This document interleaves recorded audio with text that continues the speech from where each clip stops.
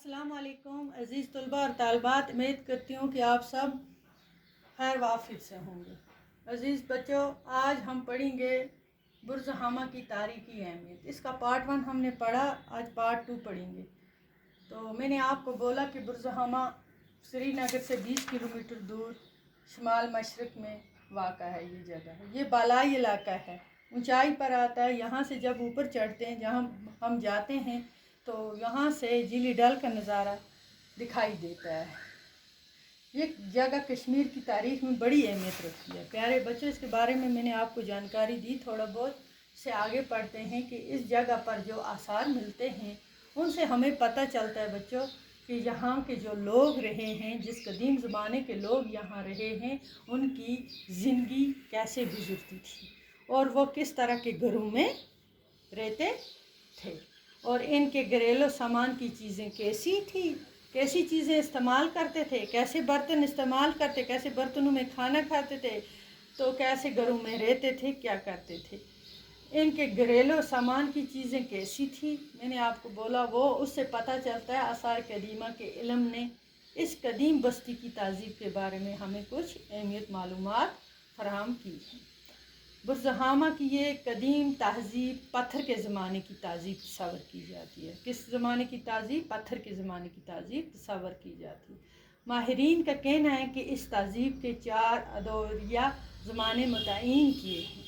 बुर्ज हमा के बाशिंदे जो थे, शुरू में गड़े नुमा घरों में ज़िंदगी बसर करते थे। घड़े मिट्टी के बनाते थे, बहुत बड़े, जो यहाँ जो गहरे दरियाफ़त हुए, वो दरियाफ़त भी किए। ज़मीन के नीचे जब उन्होंने खोदाई शुरू की तो बड़े बड़े गड्ढे निकले, जो कितना उनका था साइज़, 3 से 4 मीटर वो गहरे थे। कितने थे?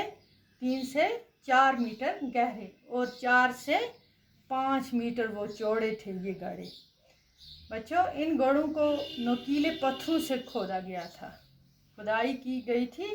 खुदाई क्या थी? नुकीले पत्थरों से। इनके दाने निस्बतन तंग थे, जितने वो नीचे गहरे थे इतना उनका मुंह ऊपर से तंग था। बाज़ गड्ढों में दीवार के साथ ही ज़ेवे हुए थे।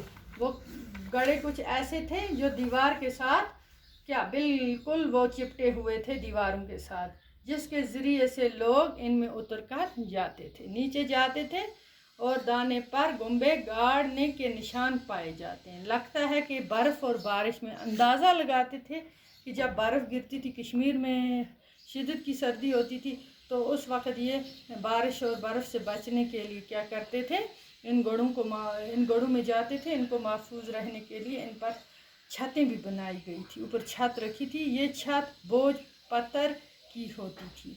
गड्ढों के बाहर आधे जले बोझ पत्थर से इनके इस्तेमाल का पता चलता है। गड्ढों में राख और कोयला दरियाफ़त हुआ, उसके अंदर कोयला पाया गया। ये ऐसे राख जो जलाई थी, लकड़ी वकड़ी, उससे पता चला कि उसके अंदर, जो इस बात का इशारा है कि इनमें लोग रहते थे और यहाँ चूल्हा भी जलाते थे। उसी से पता चला। ऐसे आसार भी मिले हैं जिनसे पता चला कि गर्मियों में ये लोग घड़े से बाहर आते हैं, घड़े से बाहर आ जाते थे और चूल्हा जलाते थे। कश्मीर के ये कदीम बाशिंदे गड्ढों में शायद इसलिए रहते थे कि मौसम सरमा की शदीद सर्दी और बर्फ़बारी से महफूज रहने के लिए।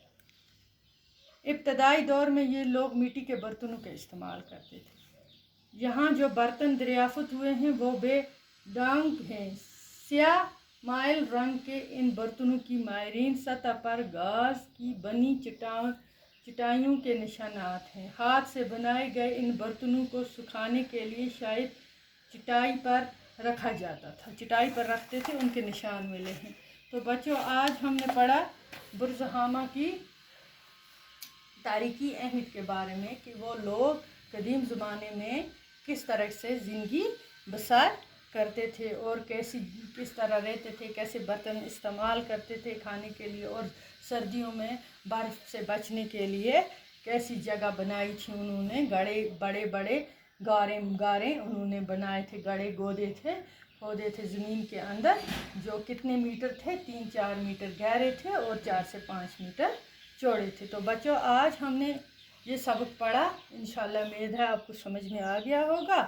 तो अगला सबक पढ़ेंगे आगे भी, तब तक के लिए खुदा हाफिज़।